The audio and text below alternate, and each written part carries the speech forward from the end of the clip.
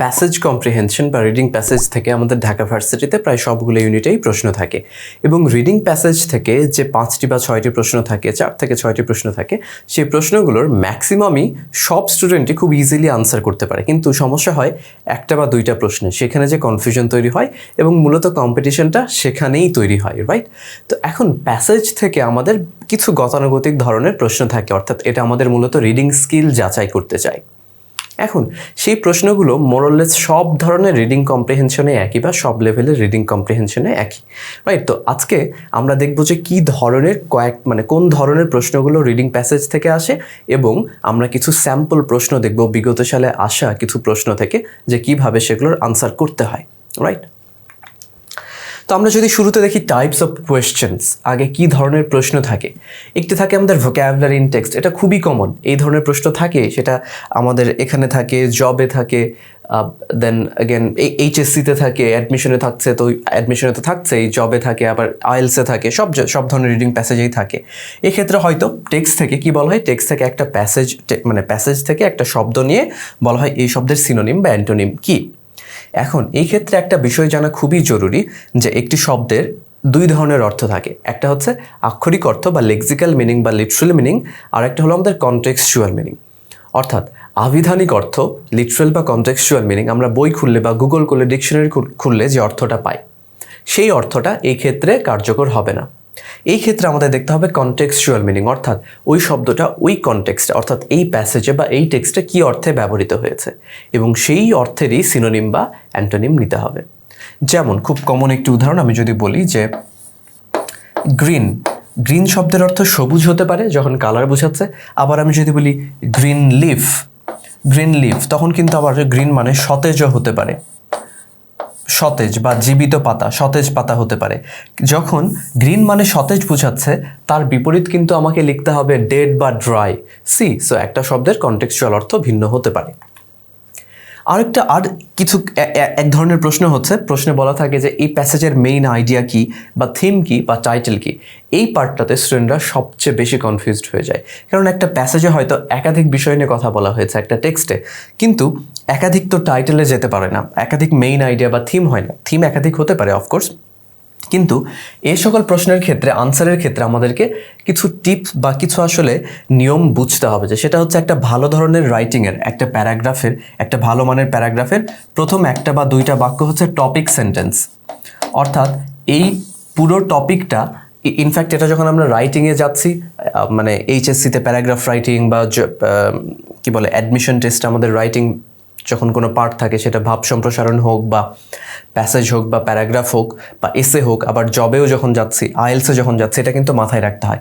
একটা প্যারাগ্রাফের প্রথম একটা বা দুইটা বাক্যকে বলা হয় টপিক সেন্টেন্স। এই টপিক সেন্টেন্সে কী থাকে, আমি পুরো প্যারাগ্রাফে কী বর্ণনা করব বা করতে যাচ্ছি বা কী বলা আছে সেটাই বলা থাকে। অর্থাৎ আমি যদি একটা প্যারাগ্রাফের প্রথম 1-2 লাইনে যেটা পাবো, আলটিমেটলি ভিতরে সেটারই এক্সপ্লেনেশন বা সেটারই আমরা ডেভেলপমেন্ট বা সেটার কি বলে ইলাবোরেশন আমরা পাবো।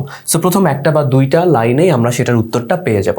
এখন সবসময় সব প্যাসেজ যা আমাদের প্রশ্ন আসে সবসময় হয়তো এরকম স্ট্যান্ডার্ড হয় না, সো কখনো কখনো প্রথম একটা দুইটা লাইনে নাও থাকতে পারে, বাট মোস্ট কেসেস সেটা থাকবে। বাট যে কোনো স্ট্যান্ডার্ড ধরনের রাইটিংয়ে প্যাসেজে সেটা সবসময় থাকবে। দেন কিছু ফ্যাকচুয়াল কোয়েশ্চেন্স থাকে, যেমন প্যাসেজে হয়তো একটা ইনফরমেশন দেওয়া আছে। ফর এক্সাম্পল প্যাসেজে বলা আছে যে আমরা যদি প্রশ্ন দেখি, how old was Jane when she completed her undergraduate. হয়তো প্যাসেজে বলা আছে যে জেন 24 বছর বয়সে বা 20 বছর বয়সে তার আন্ডার গ্র্যাজুয়েট বা ব্যাচেলর ডিগ্রি শেষ করে। এখন আমাকে এই তথ্যের জন্য প্যাসেজে ফিরে যেতে হবে, অর্থাৎ প্যাসেজে যে আনসার আছে, যে ফ্যাক্টটা আছে, সেটাই আমার আনসার হবে। সো প্যাসেজ যদি বলা থাকে 20 বছর বয়স, আনসার এখানে হবে 20 ইয়ার্স। যদি বলা থাকে 30, তাহলে আনসার হবে 30।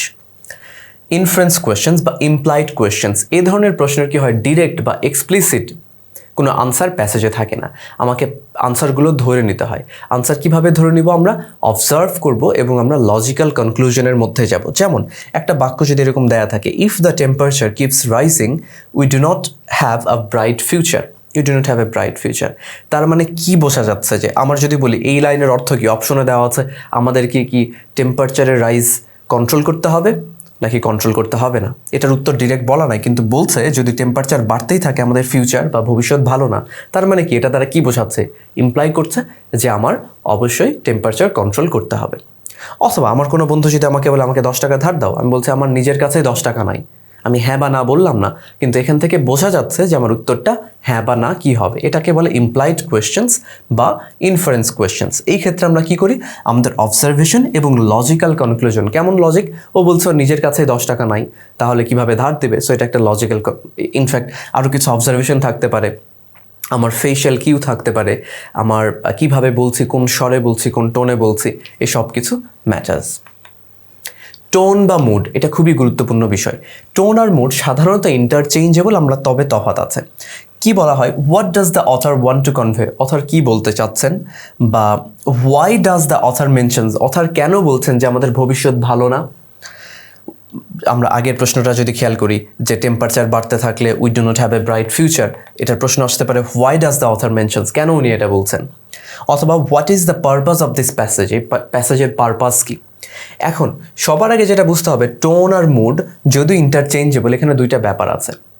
যেমন টোনটা হচ্ছে রাইটার্সের পার্সপেক্টিভ, অর্থাৎ আমি কি কাউকে সার্কাজম করে কোনো কিছু বলছি, কাউকে তিরস্কার করে কোনো কিছু বলছি, নাকি মজায় মজায় বলছি, নাকি প্যাশনেট হয়ে বলছি, ডিপেন্ডস, নাকি আমি খুব মানে নিরাশ হয়ে বলছি, অপটিমিস্টিক হয়ে বলছি, নাকি পেসিমিস্টিক হয়ে বলছি, এটা হচ্ছে টোন। এটা রাইটার যেটা বোঝাতে চাচ্ছেন। আর রাইটার সেই লেখাটা পড়ার পরে রিডারের মনে যে ফিলটা তৈরি হবে সেটা হচ্ছে মুড। অর্থাৎ রাইটার হয়তো খুব সার্কাস্টিক্যালি বলছেন, অর্থাৎ তিনি সার্কাজম করে বলছেন, কিন্তু রিডাররা পড়ার সময় সেটা খুব ফান ওয়েতে নিচ্ছে, তাহলে সেটা হচ্ছে আমাদের মুড। যদি এই ধরনের প্রশ্ন খুব কম আসে, বাট আমরা ডেফিনেটলি ডিসকাস করব। এখন আমরা যদি কিছু প্রিভিয়াস ইয়ার্স কোয়েশ্চেন্স, একদম রিয়েল কোয়েশ্চেন আমরা যদি প্র্যাকটিস করি, তাহলে আমাদের ব্যাপারগুলো আরও অনেক ইজি হবে। এবং এই ক্ষেত্রে আমি ঢাকা ইউনিভার্সিটির 4টা ইউনিটের প্রশ্ন নিয়েছি, ABCD, প্রত্যেকটা ইউনিটেরই কিছু প্রশ্ন নিয়েছি। এখন বলে রাখা ভালো যে রিডিং প্যাসেজে যে কোনো জায়গাতে রিডিং কম্প্রিহেনশনে ধরে নেওয়া হয় যে এই ক্ষেত্রে আমাদের আর কোনো মানে স্পেশাল নলেজের প্রয়োজন হবে না, অর্থাৎ যা কিছু তথ্য প্যাসেজেই থাকবে। কিন্তু যেহেতু আমাদের অ্যাডমিশন টেস্ট সবসময় হয়তো প্রশ্ন, আমি জানি না ওইরকম স্ট্যান্ডার্ড হয় কিনা বা ইন্টেনশনালি হয়তো দেওয়া, কখনো কখনো 2-1টা প্রশ্নের উত্তর হয়তো প্যাসেজে থাকে না, অর্থাৎ আমার অনেকটা মানে বলতে পারো যে সাধারণ জ্ঞানও যাচাই করে। লেটস সি, তবে সেগুলো মোটেও কঠিন না, একেবারেই সহজ সহজ। আগে একটা প্যাসেজ আছে, সব ক্ষেত্রে যে কোনো রিডিং প্যাসেজ সলভের ক্ষেত্রে আগে প্যাসেজ পড়া মোটেও ঠিক না। তার কারণ আমি যখন প্যাসেজ পড়ছি, প্যাসেজে কোন শব্দের সিনোনিম আসবে নাকি অ্যান্টোনিম আসবে আমি কিভাবে বুঝবো? তার আগে আমি যদি বরং আগে প্রশ্নগুলো খুব দ্রুত দেখে নিই, তাহলে অনেকগুলো বিষয় ইজি হবে। অর্থাৎ আমি যখন প্রশ্নগুলো দেখছি যে what is the topic of the passage, অর্থাৎ এই প্যাসেজ পড়তে গেলে টপিকটা মাথায় রাখতে হবে। টপিক মানে কিন্তু মেইন আইডিয়া, টাইটেল। আবার বলছে সিমিলার ওয়ার্ড ফর টাম্বল, অর্থাৎ টাম্বল শব্দটার সিনোনিম চেয়েছে, তার মানে প্যাসেজে যখন আমি টাম্বল শব্দটা পাবো সেখানে আমাকে আন্ডারলাইন করতে হবে বা সেই পার্টটা আমার মনে রাখতে হবে। According to the passage, bacilli are responsible for, অর্থাৎ যখন ব্যাসিলাইয়ের কথা বলা আছে, সো ব্যাসিলাইয়ের তখন আমরা প্যাসেজে সেই পার্টটা, প্যাসেজের তো একটা প্যাসেজের সব পার্টে আমার মনোযোগ দেওয়ার প্রয়োজন নাই দ্রুত রিডিংয়ে। আবার বলছে according to the text which characteristic is common in bacteria, ব্যাকটেরিয়ার কোন ক্যারেক্টারিস্টিকটা common. Why are bacteria used in the research study, তাহলে যখন রিসার্চ স্টাডি কথাটা পাবো তখন কিন্তু আমাদের এই পার্টটাতে মনোযোগ দিতে হবে। সেগুলো থেকে প্রশ্ন আছে, একবার যখন দ্রুত প্রশ্ন দেখে নিলাম তখন প্যাসেজে আমরা যেতে পারি। এখন যেহেতু ক্লাসে আমি তাই প্যাসেজগুলো একটু দ্রুত অর্থ পড়ে দেওয়ার চেষ্টা করছি। ওকে, Bacteria is the common name of a very large group of one-celled microscopic organism. One-celled, অর্থাৎ এককোষী, we believe may be the smallest, simplest and perhaps even the very first form of cellular life that evolved on Earth. That is why they are observable only under a microscope. অর্থাৎ এই জন্য তো আমরা microscopic বলি। There are three main types of bacteria which are classified according to their shape. এখন এটা যদি পুরো টেক্সট হয় তার এই পার্টটা কি 1 বা 2 লাইন, এটা কি আমাদের ইন্ট্রোডাকশন। অর্থাৎ যখন আমাদেরকে ইন্ট্রোডাকশনে আমাদের যখন টপিক বা মেইন আইডিয়া থিম নিতে বলছে, যেমন পরের প্রশ্নে হোয়াট ইজ দ্য টপিক, তাহলে আমরা কি সেটার ইন্ট্রোডাক্টরি প্যাসেজেই পেয়ে যাব, ইন্ট্রোডাক্টরি ফার্স্ট 1 বা 2 লাইনে পেয়ে যাব, লাইন বলতে বাক্যে পেয়ে যাব। তাহলে এখানে বলছে টপিক অফ দ্য প্যাসেজ কি হতে পারে, অপশনগুলো আমরা যদি পড়ি, 3 major types of bacteria, how microscopic organisms are measured. আচ্ছা, কিভাবে মাইক্রোস্কোপিক অর্গানিজম মেজার করা হয়, মাপা হয়, সেটার তথ্য এখানে কোনোভাবেই নাই, এটা আনসার হচ্ছে না। How bacteria is used for research in genetics, ইন্ট্রোডাকশনে এটাও বলা নাই। ডিজিজেস কজড বাই ব্যাকটেরিয়া, এটা ইন্ট্রোডাকশনে বলা নাই, কিন্তু আমরা যদি ফিরে যাই এখানে কি বলা আছে, দেয়ার আর 3 মেইন টাইপস অফ ব্যাকটেরিয়া। তার মানে এখানে কি আছে, 3 মেজর টাইপস অফ ব্যাকটেরিয়া। ইন্ট্রোডাকশনে যেহেতু এই কথাটা বলা আছে, আমাদের তাহলে টপিক কি হবে, what is the topic of the passage, answer হবে এ, যে 3 major types of bacteria, right. So তাহলে আমরা 1 নম্বর প্রশ্নের উত্তর পেয়ে গেলাম। তারপরে বলছে the bacilli are a group of bacteria. আচ্ছা, একটা জিনিস মনে রাখা প্রয়োজন যে ব্যাকটেরিয়া কথাটা প্লুরাল, এর সিঙ্গুলার হলো ব্যাকটেরিয়াম, BACTERIUM, ব্যাকটেরিয়াম। কিন্তু এই প্যাসেজে ব্যাকটেরিয়াকে সিঙ্গুলার হিসেবে ইউজ করা আছে, যদিও ইনক্রিজিংলি এগুলো সিঙ্গুলার হিসেবে ব্যবহার করা হয়, বাট এক্ষেত্রে ইজ মানে ব্যাকটেরিয়া সিঙ্গুলার। বাট যদি পরীক্ষায় প্রশ্ন আসে which of the following is singular বা plural, of course bacteria plural, bacterium singular. একইভাবে ক্রাইটেরিয়ন, ক্রাইটেরিয়া, এজেন্ডা, মেমোরান্ডা, এই শব্দগুলো যেগুলো গ্রিক বা ল্যাতিন থেকে ইংলিশে এসেছে, সেগুলো কিন্তু একটু ইরেগুলার প্যাটার্ন। তারপরে বলছে the bacilli are a group of bacteria that occur in the soil and air, they are shaped like rods, if we look at them under a microscope we find them in motion. অর্থাৎ মাইক্রোস্কোপের নিচে যখন তাদেরকে আমরা দেখি, তারা সবসময় চলমান, গতিশীল অবস্থায় আছে। They always seem to be rolling or tumbling. আচ্ছা, এখানে একটা প্রশ্ন ছিল, সিমিলার ওয়ার্ড অফ টাম্বল, তাহলে এখানে কি আছে, tumble, right, under the microscope. তাহলে এই লাইনটা যদি আমি আবার পড়ি, আমরা অনেক সময় প্যাসেজের মানে একটা শব্দের অর্থ না জেনেও আমরা সেখান থেকে শব্দের অর্থ, কন্টেক্সচুয়াল মিনিং বের করতে পারি। যেমন বলছে if we look at them under a microscope, আমরা যদি তাদেরকে মাইক্রোস্কোপে দেখি, we find them in motion, তারা সবসময় গতিশীল অবস্থায়, স্থির নাই। তার মানে কি, they always seem to be rolling, গড়াগড়ি খাচ্ছে, অথবা টাম্বলিং। তাহলে টাম্বল শব্দটাও, এটা আর যাই হোক, এটা কিন্তু স্থির অবস্থা বোঝাবে না, এটা কিন্তু গতিশীল অবস্থা বুঝাবে, কারণ আগে বলছে গতিশীল। সো এটা আইদার রোলিং অর টাম্বলিং। এখানে কি বলছে, টাম্বলের অর্থ দেওয়া আছে অর্ডার মানে তো ধারাবাহিক বা এরকম কোনো কিছু বোঝায়, সো এটা হচ্ছে না। অ্যারেঞ্জ না, অর্গানাইজ না, স্পিল মানে কি, গড়ে পড়া, সাধারণত কোনো তরল কোনো পাত্র থেকে গড়ে পড়া বা গড়াগড়ি খাওয়া, সেই অর্থে। তাহলে স্পিলটা হলো আমাদের টাম্বলের সিনোনিম। তাহলে আমাদের আনসার কি হবে, আমাদের আনসার হবে spill. According to the passage the bacilli are responsible for, এটার উত্তর এখন আমরা পাইনি, দেখা যাক। সো তারপরে বলছে যে this bacilli are largely responsible for, এই যে রেসপন্সিবল ফর কি, ফুড স্পয়েলেজ, স্পয়েল মানে নষ্ট করা, সেখান থেকে স্পয়েলেজ, অর্থাৎ খাবার যে নষ্ট হয়ে যায়, গন্ধ হয়ে যায়, সেটার জন্য বলছে এই ব্যাসিলাইগুলো দায়ী। তাহলে according to the passage bacilli are responsible for কি, polluting air, causing throat diseases, spoiling food, spoiling soil. তাহলে কি হবে, স্পয়েলিং ফুড, রাইট। আচ্ছা, তাহলে থাকে এরপরে 3 আর 4 কি ক্যারেক্টারিস্টিক, কোন কমন ক্যারেক্টারিস্টিক অফ ব্যাকটেরিয়া, আর why bacteria used in the research study. তাহলে পরের অংশটা কি, there is another group of bacteria who tend to grow। আচ্ছা, যখন আমরা কোনো এর মধ্যে প্রপার নাউন পাবো, সেটার উচ্চারণে আমাদের বেশি সময় নষ্ট করার কোনো দরকার নাই, সেগুলো আমরা প্রয়োজন হলে আবার ফিরে যেতে পারবো, যেহেতু আমাদের reading test. tend to grow in change, they are referred to as the cocci group. A main example of this type is streptococci that causes strep throat। মানে finally there is the spiral মানে কি, পেঁচানো shaped bacteria called spirilla. They look a little like corkscrew and they are responsible for a number of diseases in humans. Some species, এটা singular এটাই plural, of bacteria cause diseases, but mostly bacteria live harmlessly on the skin, in the mouth and the intestines মানে অন্ত্রে। In fact, bacteria are very helpful to researchers। এই যে কেবল রিসার্চের কথা আসছে। Bacterial cells resemble মানে কি, মিল থাকা, সিমিলারিটি থাকা, the cells of other life forms, এদের মিল আছে অন্য লাইফ ফর্মের, in many ways and may be studied to give us insights. অর্থাৎ যেহেতু অন্যান্য লিভিং ক্রিচার্সের সাথে, লাইফ ফর্মের সাথে মিল আছে, তাহলে ব্যাকটেরিয়া স্টাডি করলে অন্যান্যগুলো সম্পর্কেও ধারণা পাওয়া যায়। তাহলে এক্ষেত্রে প্রশ্ন আমাদের কি ছিল, অ্যাকর্ডিং টু দ্য প্যাসেজ, আচ্ছা এটা তো পেলাম, according to the text which characteristic is common in bacteria, কি বলা আছে, দে ডাই কুইকলি, এটার কথা বলা নাই, দে die when expose to air, এটাও বলা নাই, দের হার্মফুল টু হিউম্যানস, সবসময় হার্মফুল না, বলা আছে কিছু হার্মলেস আছে, স্কিনে থাকে, ইন্টেস্টিনে থাকে কিছু, রাইট, প্রোবায়োটিক্স যেরকম। সো তাহলে এটাও না, কি আছে, they all have one cell, হ্যাঁ সবগুলোই কি আমাদের ওয়ান সেল, এখানে কিন্তু বলাই আছে আমাদের যে এগুলো হচ্ছে আমাদের একটা মাত্র সেল। সো এখানে শুরুর অংশে বলা আছে যে ওয়ান সেলড মাইক্রোস্কোপিক অর্গানিজম, তাহলে আমাদের আনসার কি হবে এই ক্ষেত্রে, কোনটা common, they have one cell. পরেরটা, why are bacteria used in the research study, কেন ব্যাকটেরিয়া রিসার্চ স্টাডিতে ইউজ করা হয়, এই যেখানে কিন্তু বলা আছে যে bacterial cells resemble the cells of other life forms, অন্যান্য লাইফ ফর্মের সাথে মিল আছে। তাহলে অন্যান্য লাইফ ফর্মের সাথে মিল আছে মানে এখানে কি হবে, আনসার হবে যে ব্যাকটেরিয়া লিভ হার্মলেসলি না, bacteria are similar to other life forms, right, answer হবে বি, রাইট। সো আমাদের প্যাসেজের আনসার এইভাবে করতে হবে।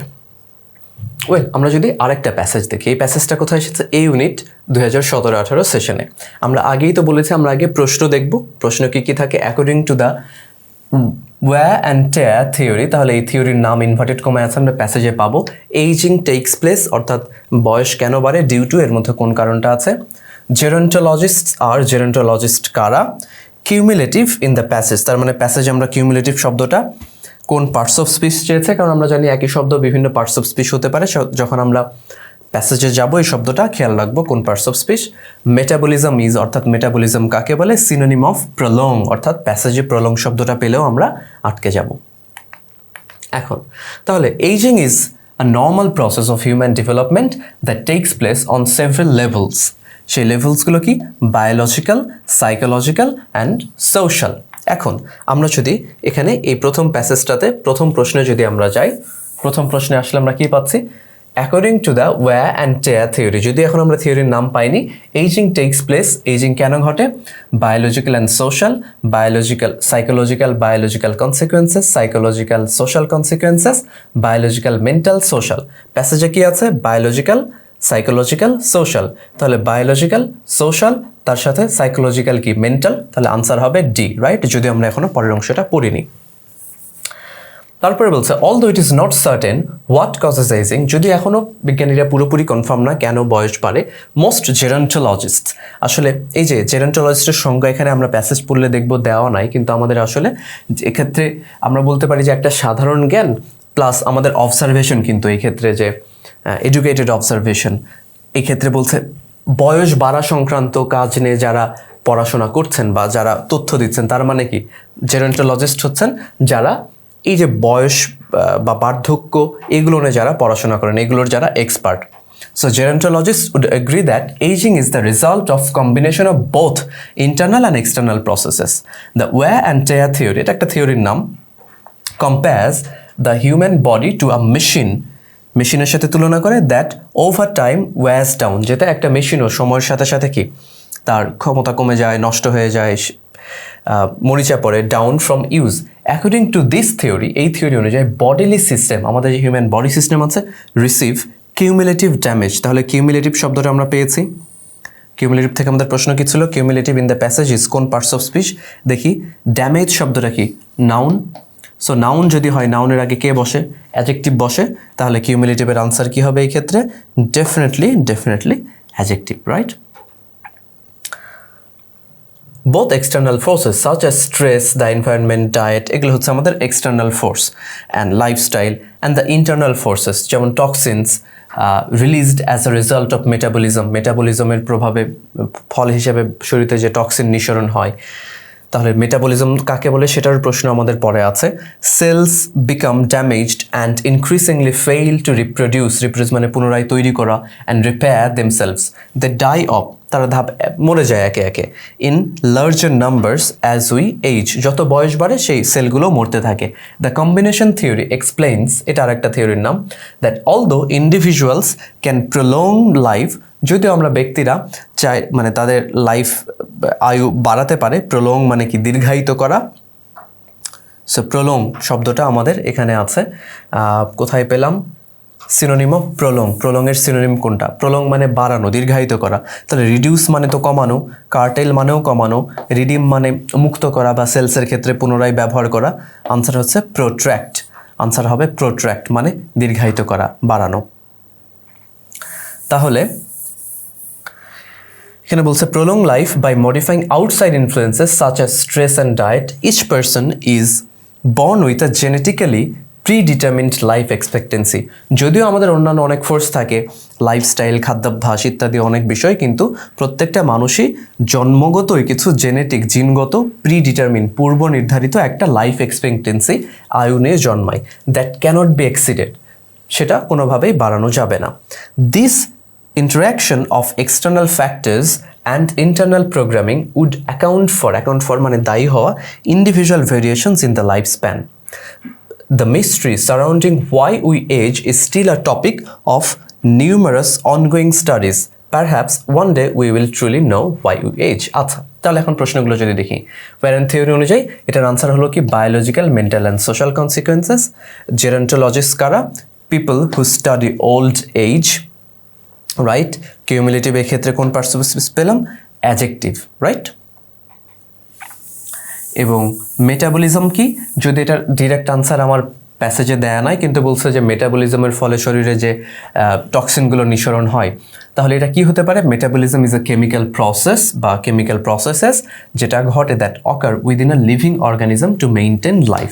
প্রত্যেকটা জীবন্ত অর্গানিজমেই ঘটে। আর সিনোনিম অফ প্রলং কি পেলাম আমরা? প্রোট্র্যাক্ট, রাইট। That's it. এখন আমরা বি ইউনিটের একটি প্যাসেজ যদি সলভ করি, এটা এসেছে 2018-19 অর্থাৎ রিসেন্ট সময়ের একটি প্যাসেজ। তার আগে আমরা অবশ্যই প্রশ্ন দেখব। বলছে দ্য মোস্ট সুইটেবল টাইটেল, অর্থাৎ টাইটেলটা আমি বলেছিলাম এই ধরনের প্রশ্ন থাকে। Then rural riverine life is reflected in, অর্থাৎ রুরাল রিফারেন এই কথাটা যখন পাবো, the word genre stands for, অর্থাৎ জনরা শব্দটা যখন পাবো, find the statement which is false, নিচের কোনটা মিথ্যা। তার মানে এটার জন্য পুরো প্যাসেজ পড়তে হবে। এক্ষেত্রে 4টাই প্রশ্ন আছে, দেখা যাক। In Bangladesh folk music has great variety, অর্থাৎ অনেক রকমের ফোক মিউজিক আছে, লোকগীতি আছে।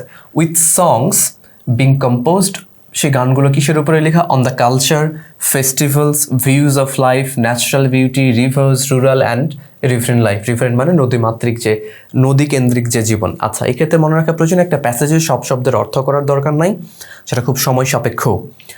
This songs are also about social inequality and poverty, about the material world and the supernatural. Material world মানে পার্থিব জগৎ, ইহজগৎ। সুপার ন্যাচারাল মানে অতিপ্রাকৃত। Mystical songs have been composed using the metaphors, metaphors মানে উপমা। কিসের উপমা দিয়ে? Of rivers and boats.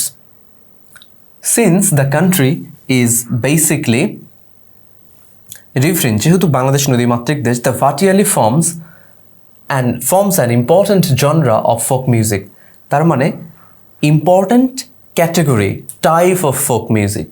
যদি এর অর্থ, তাহলে এই শব্দগুলোর অর্থ আমাদের জানতে হবে। বলছে যে এখানে জনরা দিয়ে একটা পেলাম, যে জনরা মানে কি? জনরা হচ্ছে ক্যাটেগরিজ অফ ক্রিয়েটিভ ফর্মস, অর্থাৎ যেমন ফোকের ক্ষেত্রে কি ভার্টিয়ালি একটা জনরা, বা ভাওয়াইয়া একটা জনরা, পল্লীগীতে একটা জনরা। আবার আমরা যদি বলি যে রাইটিংয়ের ক্ষেত্রে নভেল একটা জনরা, শর্ট স্টোরি একটা জনরা, বা ড্রামা বা প্লে একটা জনরা। গানের ক্ষেত্রে হতে পারে যে আধুনিক গান একটা জনরা, রবীন্দ্রসঙ্গীত একটা জনরা। সো জনরা হচ্ছে ক্যাটেগরিজ অফ ক্রিয়েটিভ ফর্ম বা ফর্মস। আচ্ছা, তারপরে কোথায় ছাড়লাম? ফোক মিউজিক ইজ, আচ্ছা, since the country is basically referring the Bhatiali forms an important genre of folk music. Folk music is formed and developed according to the environment, তার চারপাশের পারিপার্শ্বিক অবস্থা অনুযায়ী। Differences in the natural environment are reflected in the people of the different regions. The dialects, dialect মানে উপভাষা বা কথ্য ভাষা বা আঞ্চলিক ভাষা, the dialects too vary across the different regions. Of course, এক এলাকার থেকে আরেক এলাকার যে আঞ্চলিক ভাষা সেটা অঞ্চলভিত্তিক তফাৎ হবেই। Bangladeshi folk music therefore varies from region to region. Thus, there are the northern Bhavaiya, the eastern Bhatiyali, and the southern Baul songs. Folk songs may be sung individually or in chorus. এই folk গানগুলো কি হয়? একা একা গাওয়া হয় অথবা chorus, দলবদ্ধভাবেও গাওয়া হয়। Folk songs sung individually include, একা একা গাওয়ার মধ্যে কি আছে? Baul, Bhatiali, Murshidi and Marfati. While songs sung in chorus, কোনগুলো একসাথে গাওয়া হয়? Include Kobi gaan, Leto, Alkap and Gambhira. Some songs are regional in character, কিছু কিছু গান রিজিওনাল, অঞ্চল, একটা অঞ্চলের জন্য, নির্দিষ্ট অঞ্চলের জন্য। আবার others are common to both Bangladesh and West Bengal. আবার কোনোগুলো কোনো নির্দিষ্ট অঞ্চলের জন্য না, যেমন বাংলাদেশ, পশ্চিমবঙ্গ সবের জন্য একই, রাইট। এখন এখান থেকে যদি আমরা প্রশ্নে চলে যাই, দ্য মোস্ট স্টেবল টাইটেলটা কী নিয়ে? বাংলাদেশি ফোক নিয়ে বলছে না, এক্ষেত্রে কিন্তু শুধু বাংলাদেশের বলেনি, ওয়েস্টের কথা বলা আছে, বেঙ্গল ফোক ট্রেন্ডের কথা বলে নাই, ফোক মিউজিক্যাল সেইগা তাও বলে নাই, Bangla folk song. So answer হবে suitable Bangla folk song. The rural riverine life is reflected. আচ্ছা, রুরাল রিভারেন লাইফ কোথায় রিফ্লেক্টেড আছে দেখা যাক। রাইট, এখান থেকে যদি পড়ি, mystical songs have been composed using the metaphors of rivers and boats. তাহলে রিভার আর বোট এর মেটাফোরে তৈরি করা হয়েছে। এটা কোন ধরনের গানের মধ্যে রিফ্লেক্টেড হয়? মিস্টিক্যাল সংস। অন্যগুলোর কথা কিন্তু আমাদের ব্যাখ্যা করাও নয় আসলে। তারপরে the word genre stands for, আমরা করলাম যে ক্যাটাগরিজ অফ ক্রিয়েটিভ ফর্মস। তারপরেটা find the statement which is false, কোনটা মিথ্যা। আচ্ছা, folk songs contain supernatural elements, এটা মিথ্যা না সত্যি? কারণ আমরা এখানে দেখলাম যে কখনো কখনো ম্যাটেরিয়াল থাকে, আবার কখনো সুপারন্যাচুরাল থাকে। তাহলে এইটা তো সত্যি, তাহলে এটা মিথ্যা না। যেহেতু মিথ্যা না, এটা কারেক্ট আনসার না। তারপরে Bhatiali and Bhawaiya are two regional folk varieties, এটাও সত্যি। Folk songs must bear local flavours, না সবসময় লোকাল হতে হবে তার আমরা দেখলাম কখনো লোকাল হতে পারে, আবার কখনো কিন্তু ইন্টারন্যাশনালও হতে পারে, ওয়েস্ট বেঙ্গলের কথাও বলা আছে। তাহলে এইটা মিথ্যা। আর শেষেরটা দেখি, social crisis is also a part of folk music. Of course social crisis important, কারণ এখানে বলা আছে যে সোশ্যাল ইনইকুয়ালিটি, সো এটাও ঠিক। তাহলে সেই ক্ষেত্রে আমাদের শুধুমাত্র মিথ্যা, ফোক সংস শুধুমাত্র লোকাল হবে, এটা মিথ্যা। রাইট। আচ্ছা, বি ইউনিটের আমরা আরেকটি প্যাসেজ দেখবো। এই প্যাসেজটি ইন্টারেস্টিং, মজার। এটা 2017-18 সালে বি ইউনিটে এসেছে, ঢাকা ইউনিভার্সিটির বি ইউনিটে। আমরা আগে প্রশ্ন দেখবো যথারীতি। বলছে, which of the following words does not match with others. অর্থাৎ নিচের তিনটা শব্দের অর্থ একই হবে, অ্যাটলিস্ট কনটেক্সটের উপরে ভিত্তি করে একটা ভিন্ন হবে। What does the author say about মাশরাফি's role in Bangladesh team? মাশরাফির কোন রোলের কথা বলেছে? Choose the best title for the passage. Again, আমরা প্যাসেজ তাহলে টাইটেল ধরনের প্রশ্ন থাকেই, টাইটেল চাই। নকিং আউট মিনস, অর্থাৎ প্যাসেজ যখন নকিং আউট কথাটা পাবো। The phrase to fight neck to neck, তাহলে to fight neck to neck is closest in meaning to, এটাও যখন আমরা পাবো প্যাসেজে, সেক্ষেত্রে আমরা দেখব। আমি কিন্তু ক্লাস পারপাজে পুরো প্যাসেজটা পড়ছি আসলে, শুরু থেকে বা অর্থ করে দিচ্ছি। যখন পরীক্ষায় পড়বো এর চেয়ে অনেক কম সময় পড়তে হবে। After 2 periods of captaincy cut short by his constant companion, সে মানে সবসময় যেটা সঙ্গী, সেই সঙ্গীটা কি? Namely injury. Mashrafe Bin Mortaza was handed over the baton মানে লাঠি ছড়ি এরকম, কিন্তু এই ক্ষেত্রে হচ্ছে যে দায়িত্ব, সে দায়িত্বটা দেওয়া হয় once again in 2014 to lead the national side in both ODI and T20s. The journey of Murtaza, called the Norail Express, যাকে নরাইল এক্সপ্রেসও বলা হয়, as a captain coincide মানে সমন্বয় ঘটা, সমাবেশ ঘটা, with the glorious transformation of the Bangladesh Tigers from the perennial minnows. perennial মানে হচ্ছে বহু বর্ষজীবী, মিনোজ হচ্ছে ছোট যে মাছগুলো, অর্থাৎ থাকে না কিছু মাছ। ফর এক্সাম্পল আমি যদি এক্ষেত্রে মেটাফরিক্যালি বলি যে একটা গাছ, যে গাছটা আসলে সাইজেই ছোট, সেটা যদি 20 বছরও হয় তাও এর চেয়ে বেশি বাড়বে না। একটা মাছ যদি 3 বছর, একটা ছোট মাছে যদি হয়, তাহলে সেই মাছ কিন্তু 5 বছর হলেও এত বড় মাছ হবে না। তো সেটা বলছে যে পেরেনিয়াল মিনোজ, যে বহু বছরের যে একটা খারাপ অবস্থা ছিল ক্রিকেটে, সেখান থেকে কি হয়, কোথায় নিয়ে যায়? টু আ মেজর ক্রিকেটিং পাওয়ার, একটা শক্তিশালী ক্রিকেট টিমে পরিণত করে।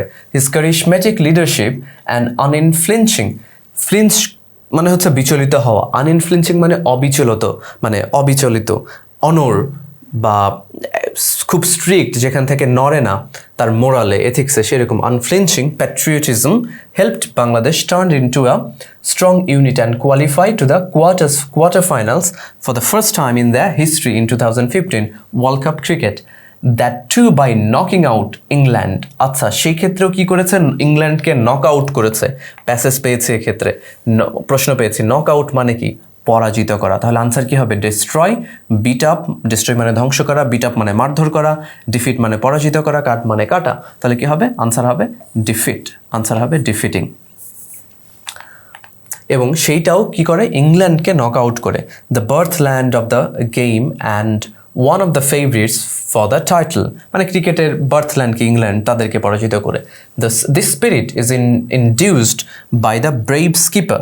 স্কিপার মানেও হচ্ছে ক্যাপ্টেন, স্কিপার মানেও ক্যাপ্টেন, ক্রিকেটের ক্ষেত্রে তো at least. So brave skipper who led the Bangladesh team to beat top class opponents like Pakistan, India and South Africa and lose narrowly to England. So Pakistan, India বা সাউথ আফ্রিকাকে হারায়, কিন্তু ইংল্যান্ডের কাছে ন্যারোলি অল্পের জন্য হেরে যায় in subsequent bilateral home series. Bilateral মানে দ্বিপাক্ষিক। He inspired Tigers in qualifying to the semi-finals of 2017 edition of Champions Trophy by trumping the strong outfit of New Zealand. Moreover, Bangladesh under Mashrafi's fearless leadership fought neck to neck with Sri Lanka on the latter's home turf in 2017. Latters বলতে শ্রীলঙ্কার নিজস্ব গ্রাউন্ডে 2017-এ। নেক to neck মানে হচ্ছে হাড্ডাহাড্ডি লড়াই। তাহলে এখানে কি আছে আমাদের? To fight neck to neck কি হবে? To fight back, to fight one sidedly, to fight equally, to fight randomly. কি হবে? To fight equally, right? So হাড্ডাহাড্ডি লড়াই, এরকম না যে শুধু এক পক্ষই খেলে গেছে। আচ্ছা, then last line, the Tigers won more matches than lose under his stewardship মানে leadership, captaincy, thus making the most successful of Bangladesh captains. এখন প্যাসেজ যদি আসে, which of the following words does not match with others, অর্থাৎ এই চারটার মধ্যে কোন একটা বাকি যে তিনটার সাথে যায় না। লিডার মানে ঠিক আছে ক্যাপ্টেন, স্কিপার মানেও ক্যাপ্টেন, ক্যাপ্টেন মানেও ক্যাপ্টেন, এর সাথে ফাইটার কথা, যোদ্ধা কথাটা যায় না। তাহলে আনসার হবে কি? সি, কারণ এই তিনটা একই। What does the author say about Mashrafe's role in Bangladesh team? Mashrafe কি করে এই ক্ষেত্রে? মাশরাফির রোলকে Mashrafe motivates players, right? Not কালিজ, নট কনস্পায়ার তো ষড়যন্ত্র করা। Answer B. Choose the best title for the passage. Best title কি হতে পারে? গ্রেট পেসার, না তার পেস বোলিং সম্পর্কে কিছু বলা নাই। আবার আমরা যদি বলি ভুল উত্তরগুলো যদি বাদ দিই, ক্রেজি প্লেয়ার, তার ক্রেজিনেস সম্পর্কে কিছু বলা নাই। Then brave fighter come back hero, এই দুইটার মধ্যে আমাদেরকে যেতে হবে যে এখানে আমাদেরকে কোন দুইটা বলেছে। সো আমরা আমাদেরকে গেস করে বা আমরা আগে থেকে যেটা জানি সেটার উত্তর নিলে হবে না। আমরা যদি এই পার্টটা পড়ি, after 2 periods of captaincy cut short by his constant companion, namely injury, Mashrafi bin Murtaza was handed over the baton once again, আবার তাকে দেওয়া হয়। 1 সেকেন্ড মানে কি? ফিরে আসা। সো 1 সেকেন্ড যদি হয় তাহলে আনসার কি হবে? Come back hero, who proved himself to be a hero when he came back, right? Knocking out means কি? নক আউট মানে তাহলে ডিফিট, পরাজিত করা। আর to fight neck to neck মানে to fight equally, right? That's it. এখন আমরা C ইউনিটের, ঢাকা ইউনিভার্সিটির সি ইউনিটের একটি প্যাসেজ দেখি। প্যাসেজটি 2018-19 সালে এসেছে। আমরা আগে প্রশ্ন কুইকলি দেখে নিই। সো প্রশ্নে বলা আছে, suitable title of the passage according to the passage the ice age, অর্থাৎ আইস এজ সম্পর্কে বলা আছে। আর গ্রিন হাউস ইজ হোয়ার, তার মানে গ্রিন হাউস কাকে বলে বা গ্রিন হাউস সম্পর্কে বলা আছে। ইন দ্য পাস্ট 200 ইয়ার্সে কী ঘটেছে? দ্য গ্রিন হাউস গ্যাস, এবং গ্রিন হাউস গ্যাস সম্পর্কে বলা আছে। So the Earth is about 4.5 billion years old, and during its time, the climate has changed quite often, and the planet has experienced an ice age, warming and everything in between. তাহলে আইস এজের কথা এরপরে আর আমরা দেখছি যে বলা নাই। Scientists agree, আমরা পড়ে যাই তারপরে। Scientists agree that the earth's average temperature has increased by about 1.8 degree Fahrenheit over the past 200 years। তাহলে 200 ইয়ার্সে কী ঘটেছে? 200 ইয়ার্সেরও একটা প্রশ্ন আছে। It may not sound like a big change, but it will influence the earth. The earth is covered like a green house, which is used by some farmers, florists মানে ফুল বিক্রেতা বা ফুল ব্যবসায়ী, others to grow plants. A greenhouse is a glass covered building, গ্লাসে ঢাকা একটা building, that absorbs the heat from the sun. It is usually very hot. Of course, the earth is not covered with glass. অবশ্যই glass দিয়ে তো আর পৃথিবী ঢাকা না। But the greenhouse effect refers to the retention of the sun's warmth in the earth's lower atmosphere by greenhouse gases. The greenhouse gases include mostly carbon dioxide, methane and nitrous oxide. These gases, instead of glass, act as a blanket for the earth, helping to keep the earth warm enough to support life. At an average temperature of about 59 degrees Fahrenheit. An increase in the greenhouse gases causes the earth to become warmer. Think of it as a heavier blanket. The blanket is created by the glass gases released into the atmosphere when fossil fuels such as oil, coal and natural gas are burned. দেখি suitable title of the passage কি সম্পর্কে বলছে? Global climate না, greenhouse effect yes, the long history of earth না, পৃথিবীর history নিয়ে discuss করেনি, problem with fossil fuels তাও না, the greenhouse effect. Answer greenhouse effect. According to the passage ice age came, এক্ষেত্রে অপশনগুলো দেখি। As an effect of global warming, এটা কি গ্লোবাল ওয়ার্মিংয়ের ফল হিসেবে এসেছে after 4.5 billion years. When green house were built না, তাহলে এ আর সি না। আর্লি ইন আর্থস লাইফ আর আফটার 4.5 বিলিয়ন ইয়ার্স। এই ক্ষেত্রে খুবই স্টুডেন্টরা ভুল করে বা করেছে এই সালে, এক্ষেত্রে 4.5 বিলিয়ন ইয়ার দেখেছে। টু আর্থ, আচ্ছা the earth is about 4.5 billion years old. এটা পুরো পৃথিবীর বয়স 4.5 বিলিয়ন বছর, কিন্তু তার মানে এই না যে আইস এজ এসেছে 4.5 বিলিয়ন বছর পরে। এর মধ্যে কি হচ্ছে? During its life the climate has changed quite often, climate পরিবর্তন হয়েছে। And the planet has experience, পৃথিবী কিসের মধ্যে দিয়ে গেছে? শুরুতে এসেছে আইস এজ, তারপরে টেম্পারেচার বেড়েছে, তারপরে এভরিথিং ইন বিটুইন। তার মানে কি আইস এজ পৃথিবীর শুরুর দিকের একটি ঘটনা, তাহলে হবে early in earth's life. Greenhouse gas কি? গ্রিনহাউস কি? গ্রিনহাউস হচ্ছে যেখানে plants are grown in a protected atmosphere. ভিতরেও আমাদের সংজ্ঞা দেওয়া আছে, যে যেখানে আমরা দেখলাম এখানে বলা আছে যে glass covered building that absorbs the heat from the sun. এবং এগুলো কেন ব্যবহার করা হয়? কারা ব্যবহার করে? Farmers, florist and others grow plants. তাহলে হবে plants are grown in a protected atmosphere. Answer A. 4 number প্রশ্ন, ইন দ্য পাস্ট 200 ইয়ার্স, 200 ইয়ার্সে কী ঘটেছে? এখানে আমরা কি দেখতে পাচ্ছি? 200 ইয়ার্সে বলছে যে scientist agree that earth's average temperature has increased by about 1.8 degree Fahrenheit over the past 200 years. তার মানে কি পাস্ট 200 ইয়ার্সে the earth has become a warmer place. Of course যেহেতু টেম্পারেচার বেড়েছে, it has become a warmer place. The greenhouse gas কি? এখানে বলছে যে cover the earth with a blanket of glass, না এটা গ্লাস দিয়ে করে না। শার্পলি ইনক্রিজেস আর্থস টেম্পারেচার, না। Keep the earth warm to sustain life, right. So পৃথিবীর চারদিকে যখন গ্রিনহাউস গ্যাস আছে, তখন কি সূর্যের আলো আসছে, সূর্যের যে মানে ছোট তরঙ্গ দৈর্ঘ্যের আলো সেটা তো ভিতরে ঢুকে যাচ্ছে, পৃথিবী ওয়ার্ম হচ্ছে, কিন্তু তারপরে এই দীর্ঘ তরঙ্গ দৈর্ঘ্যের যে এইটার যেতে পারছে না, আলো যেতে পারছে না, তার ফলে পৃথিবীর টেম্পারেচার কি হচ্ছে? বাড়ছে।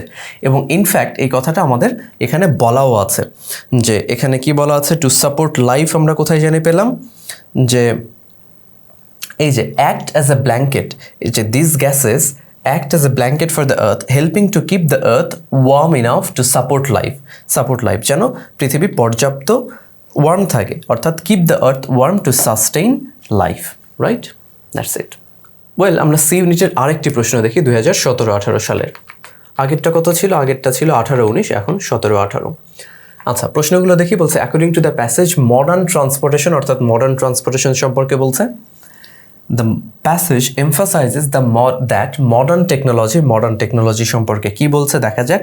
A beneficiary is someone who, অর্থাৎ প্যাসেজে যখন বেনিফিশিয়ারি পাবো তার অর্থ কি? এয়ার পলিউশন নিয়ে বলছে। According to the passage the increasing use of fertilisers, অর্থাৎ ইনক্রিজিং ইউজ অফ ফার্টিলাইজার সম্পর্কে বলছে। দেখা যাক।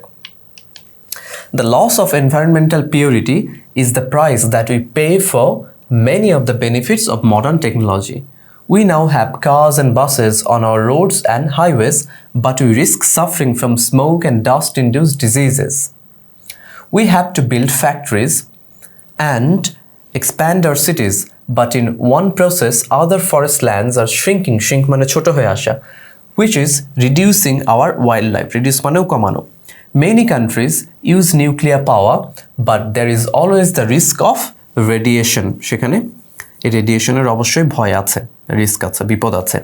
By increasing agricultural production with fertilisers we pollute our water bodies মানে জলাশয়। The highly developed nations of the world are not only the immediate beneficiaries, এই যে বেনিফিশিয়ারির শব্দের এখানে সিনোনিম চেয়েছে। আসলে বেনিফিশিয়ারি মানে কি? সুবিধাভোগী। অর্থাৎ আমি যদি কোনো একটা কাজ থেকে সুবিধা পাই, so am the beneficiary of that task অথবা অফ দ্যাট ইভেন্ট। তাহলে কি হবে? বেনিফিশিয়ারি বেনিফিটস আদার্স না, মিস ইউজেস বেনিফিটস না, benefits from an investment, derives advantage from something, right? কোনো কিছু থেকে যে সুবিধা নেয় বা পায় তাকে বলা হয় বেনিফিশিয়ারি। সো আনসার এই ক্ষেত্রে 4, একটার আনসার পেয়ে গেলাম। আচ্ছা, এরপরে কোথায় ছিলাম? In the past the environmental, আচ্ছা না, এই ক্ষেত্রে beneficiaries of the good that technology brings. They are also the first victims of environmental diseases that technology breeds. Breeds মানে জন্ম দেওয়া, breed মানে জন্ম দেওয়া। In the past, the environmental effects which accompanied technological progress were limited to small areas. আগে ছোট এরিয়ার মধ্যে এইগুলো ছিল, but in our time, বর্তমানে the new hazards are really widespread. Today's air pollutions, for example, cover vast areas of the world and can cause health problems for millions. তাহলে দেখা যাক, according to the passage, modern transport কি করছে? Reduces the number of wild animals, exposes passengers and drivers to radiation, না এটার কথা বলাই নাই, এইটা না। Causes biological disasters, তাও না। এখন এটা কি wild animals কমাচ্ছে নাকি রিস্ক বাড়াচ্ছে? প্যাসেজে কি বলা আছে? বলছে we have now cars and buses to our roads and highways but we risk suffering from smoke and dust induced diseases. অর্থাৎ এই ক্ষেত্রে আবার যদি আমরা প্যাসেজে যাই, প্যাসেজে বলছে যে মডার্ন ট্রান্সপোর্টেশন ব্যাপারটা আমাদের কি ঘটাচ্ছে, আমাদেরকে বারবার আমরা গেস করে আনসার দিতে পারবো না। বলছে একটু আগে বললো মডার্ন টেকনোলজি, তারপরে বলছে we have bus, cars on roads and highways but we risk suffering from smoke and dust into diseases. তাহলে আনসার কি হবে? Increase the risk of diseases.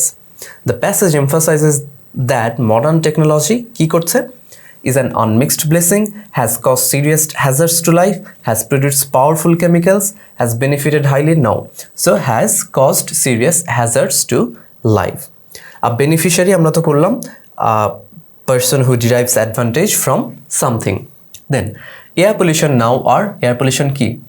এখন কি লিমিটেড? অফকোর্স না। Responsible for health problems, not widespread, short lived, না।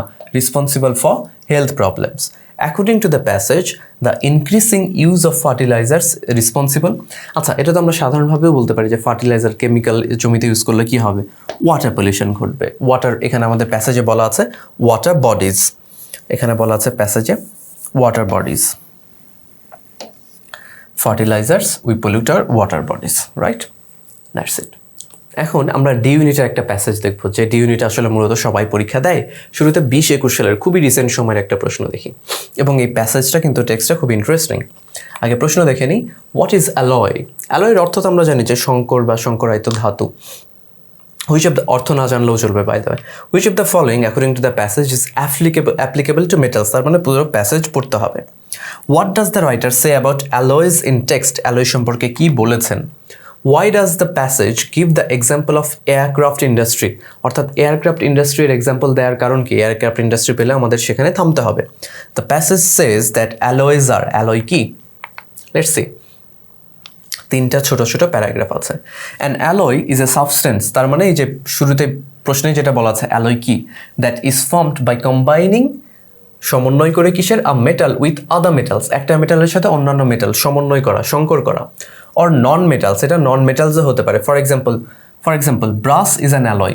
Brass, পিতল, একটা alloy কিসের? Of the metals. কি কি মেটাল থাকে? কপার অ্যান্ড জিঙ্ক থাকে, তাই তো, তামার দস্তা। And steel is alloy of the metal iron with the non metal carbon. অর্থাৎ আয়রন তো একটা মেটাল, আর নন মেটাল কার্বন একসাথে মিক্স করে স্টিল করা হয়। The special characteristics of metals such as, মেটালের ক্যারেক্টারিস্টিক কি? Hardness, strength, flexibility and weight are called its properties, এটাকে প্রপার্টি বলা হয়। By the process of alloying, এই সংকরায়নের প্রক্রিয়ায় it is possible to create materials with the exact combinations of properties for particular use. অর্থাৎ আমি যে কাজে ব্যবহার করব সেই ক্ষেত্রে আমি কেমন নমনীয়তা চাচ্ছি, কেমন হার্ডনেস চাচ্ছি, স্টিফনেস চাচ্ছি, সেগুলো। ইন দ্য এয়ারক্রাফট ইন্ডাস্ট্রি, এই যে এয়ারক্রাফটের ইন্ডাস্ট্রিতে কী ঘটছে? যে there is a need for the metals that are both strong and light, অর্থাৎ মানে ওজন কম হতে হবে, অর্থাৎ ভর কম হতে হবে, হালকা হতে হবে এবং মজবুত হতে হবে। Steel is strong but too heavy. Steel যদি ব্যবহার করা হয় এটা মজবুত ঠিক আছে কিন্তু অনেক ভারী। whereas aluminium is light but not strong, তার মানে হচ্ছে না। By mixing aluminium with copper and other metals an alloy is created that is strong to withstand the stress, অর্থাৎ এখানে যে প্রেশার পড়বে সেটা ট্যাকল দিতে পারবে, of flight but light enough to reduce the cost of fuel to leave the aircraft, অর্থাৎ পর্যাপ্ত এটা লাইট, তার ফলে কি এয়ারক্রাফট উড্ডয়নের জন্য আমাদের ফিউয়েল জ্বালানি কম লাগবে।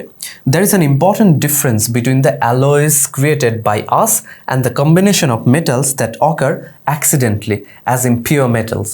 অর্থাৎ বলছে অ্যালয় তো আমরা নিজেরা বানাচ্ছি, কিন্তু যদি আমরা বানাচ্ছি না, এমনিতে কয়েকটা ধাতু একসাথে মিলে একটা ইম্পিওর মেটাল তৈরি হয়েছে, এই দুটার মধ্যে একটা বড় তফাৎ আছে।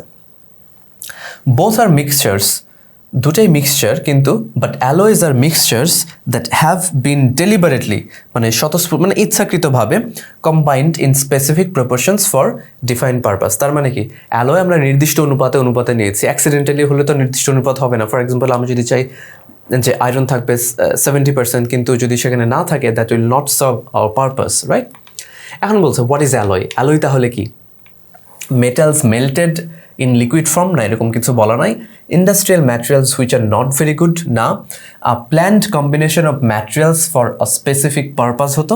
Impure materials that occur accidentally, না অ্যাক্সিডেন্টলি হলে হবে না, যেটা কিনা প্ল্যান্ড কম্বিনেশন এবং স্পেসিফিক পারপাসে এটা ব্যবহার করা হয়, তৈরি করা এবং ব্যবহার করা। Which one of the following according to the passage is applicable to metals? মেটালসের ক্ষেত্রে কোন বৈশিষ্ট্যটা চলে বা কোনটা মেটালের বৈশিষ্ট্য? এখানে মেটালের বৈশিষ্ট্য আমাদের কি কি বলা আছে? যে মেটালের কি থাকে? হার্ড হয়, স্ট্রং হয়, ফ্লেক্সিবল হয় এবং যে এর ওয়েট। আচ্ছা, তাহলে এখানে কোনটা বলা আছে যে মেটালের বৈশিষ্ট্য কোনটা? মেটালস আর সফট, না অফকোর্স না।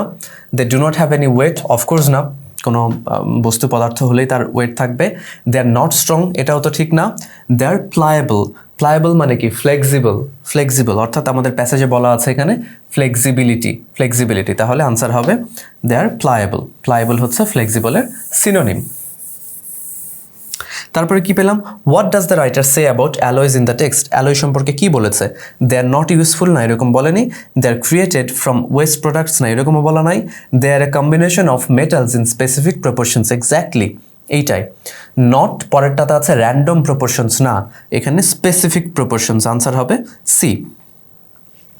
দেন 4 number, why does the passage give the example of aircraft industry? কেন এয়ারক্রাফট ইন্ডাস্ট্রিটা দেয়? To emphasise the importance of aircraft industry, না। To demonstrate how alloys can be use to solve industrial problems, right exactly. বলছে যে উড্ডয়নের ক্ষেত্রে এটা কি হবে? কখনো কমার্শিয়াল পারপাসে আমি হয়তো খুব ভালো কিছু একটা তৈরি করছি, যে আমি খুব মজবুত কিছু একটা তৈরি করলাম, কিন্তু সেটাকে টেক অফ করাতে, উড্ডয়ন করাতে অনেক বেশি ফুয়েল মানে কস্ট হবে, তাহলে সেটা that's not being efficient, cost efficient হচ্ছে না। সো কী করে আমরা আমাদের ইন্ডাস্ট্রিয়াল প্রবলেম অ্যালয় ব্যবহার করে সলভ করতে পারি? The passage says that alloy কি? ইন্ডাস্ট্রিয়াল বাই প্রোডাক্ট মানে কি? পার্শ্ব উৎপাদ না, এটা আমরা ইচ্ছা করে তৈরি করি। ইন্ডাস্ট্রিয়ালি আনইম্পর্টেন্ট, অবশ্যই না। অনলি ইউজড ইন এয়ারক্রাফট, শুধুমাত্র এয়ারক্রাফটে না, সব জায়গাতে ব্যবহার করা হয়। Made by us, of course made by us, এটা ন্যাচারালি তৈরি না, মানে অ্যাক্সিডেন্টালি তৈরি না, আমরা তৈরি করি, এটা আর্টিফিশিয়ালি তৈরি করি, রাইট? আমরা ডি ইউনিটের আরেকটা প্যাসেজ দেখি, 19-20 সালে আসে, right? What is the most well-known form of money in the past? So it's about money, so it's interesting. What is the passage about? The passage suggests that, passage কি বলা আছে? How does the passage define money according to the passage? এই সবগুলোর পড়ার জন্যই কিন্তু এই ক্ষেত্রে আনসার করার জন্যই প্যাসেজে পুরো প্যাসেজটা পড়তে হবে।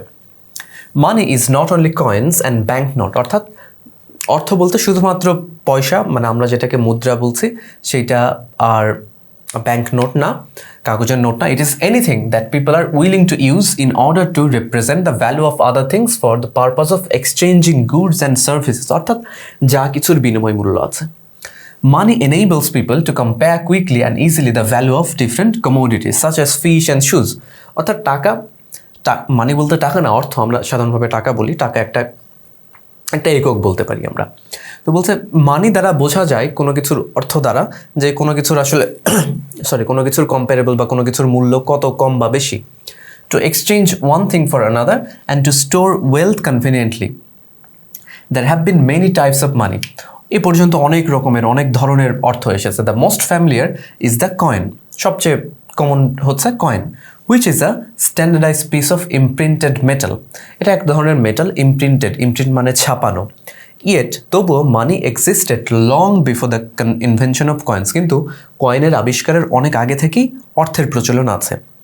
And cultures have prospered using these things are as currency, such as cowries, Bangla আমরা কৌড়ি বলি, ক্যাটল, কখনো কেউ আদি সমাজে কেউ হয়তো কোনো কিছু দিয়ে গরু ছাগল দিয়েছে, তার বিনিময়ে কিছু নিয়েছে, স্কিনস, তাদের পশু পাখির চামড়া, সল্ট, গ্রেইনস, বিডস মানে পুঁথি, ক্লোথ, অ্যান্ড প্রমিসরি নোটস, এবং বিভিন্ন প্রমিস মানে প্রতিজ্ঞা সেখান থেকে। অর্থাৎ বিভিন্ন সময় বিভিন্ন, এখনও হয়তো গ্রামের অঞ্চলে কেউ, ফর এক্সাম্পল খুব একটা কমন উদাহরণ, I don't know if you just came across this, যে কখনো কোনো ভিক্ষুক আসলে আমরা কিন্তু ভিক্ষুকের আসলে কী দরকার, ফর এক্সাম্পল টাকা দরকার, আলটিমেটলি টাকা দরকার, কিন্তু আমরা হয়তো টাকা না দিয়ে চাল দেওয়ার ব্যাপারও দেখেছি। ইনফ্যাক্ট আমাদের বাড়িতে ছোটোবেলায় আমি দেখেছি যে চাল দেওয়ার প্রথা গ্রামে এখনও হয়তো দেয়।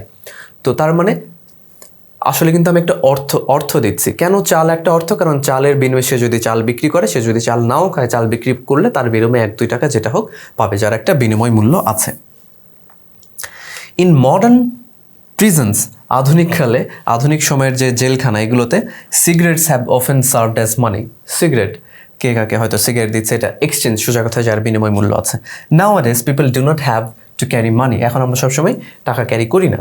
When they go for shopping they can use debit or cash cards, বিভিন্ন কার্ড থাকে, ইনফ্যাক্ট তো কার্ডও ক্যারি করার প্রয়োজন হয় না, ফোনেতে অ্যাপ থাকে, ফোনে জাস্ট শুধু আমার কার্ডটা ইনস্টল থাকলে ফোন ট্যাপ করছি বা ফোন কাছে ধরছি, সেটাই হয়। This cards are also called plastic money, এগুলোকে প্লাস্টিক মানিও বলা হয়, যেহেতু সাধারণত কার্ডগুলো প্লাস্টিকের হয়। বলছে what was the most well known form of money in the past, সবচেয়ে ওয়েল নন ফর্ম কী ছিল? ওয়েল নন ফর্ম বলছে the most familiar is the coin, তাহলে আনসার কি হবে? Coin. What is the passage about, passage কী নিয়ে? The importance of plastic money, debit credit কার্ডের কথা না। How coins came into existent, কয়েনের হিস্ট্রি নিয়ে, তাও না। হাউ মানি চেঞ্জেস সোসাইটি, টাকা কীভাবে, অর্থ কীভাবে সমাজ পরিবর্তন করে, না। History of money in human society, history মোটামুটি মানির হিস্ট্রি নিয়ে বলা আছে। The passage suggest that coins existed long before the invention of money. আচ্ছা, এই কথা explicitly বলা নাই। Cowries were never counted as money, ভুল। In ancient times, মানে প্রাচীন সময়ে, সিগারেটস ওয়্যার না, মডার্ন সময়ে সিগারেট কাউন্ট করা হয় জেলখানায়। Coins followed the invention of money, অর্থাৎ কয়েনের আবিষ্কারেরও অনেক আগে অর্থের প্রচলন ছিল।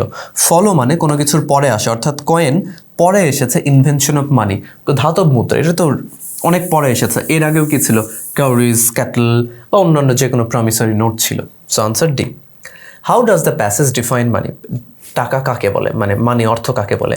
Anything that is used to represent the value of something and used for the purpose of exchange for goods and services, এটা এক্সপ্লিসিটলি প্যাসেজে বলা আছে। অ্যাকর্ডিং টু দ্য প্যাসেজ কি ঘটছে? Okay, debit and cash cards were clearly forms of money, না। Debit and cash cards have always been there, না, এটা তো রিসেন্ট সময় এসেছে। Debit and cash cards are newer forms of money, of course. Debit and cash cards are money only in our imagination, না। Debit and cash cards are newer forms of money, বর্তমান সময়ে এগুলো ব্যবহার করা হয়। ওকে, তো এই ছিল প্যাসেজ থেকে আমাদের practice. Try to practice as much as possible on your own. Also at the same time এটাতে অনেক বেশি সময় দেওয়ার প্রয়োজন নয়, তার কারণ হচ্ছে যে অনেক বেশি সময়, এই কারণে আমি বলছি যে যদি ইফ ইউ সি যে কখনো কখনো 1-2টা ভুল হচ্ছে, ইটস অ্যাবসলিউটলি ফাইন, কখনো কখনো ভুল হতে পারে। ওই 1-2 মার্কের জন্য আমরা অন্যান্য টপিক যেন কম্প্রোমাইজ না করি, কারণ এটা মূলত একটা রিডিং স্কিল আমরা চাইলেও 7 দিনে বা 10 দিনে 1 মাসে ডেভেলপ হয় না। It develops over time, it take some time. প্রচুর বই পড়া, রিডিং প্যাসেজ পড়া, এগুলো সব কিছু সমন্বয়, এবং সেই সাথে তো কিছু টিপস বা ট্রিক্সের প্রয়োজন হয়। কিন্তু আমাদের অ্যাডমিশন টেস্টও খুব কঠিন আহামরি কিছু থাকে না, right? So thank you, wish you all the best.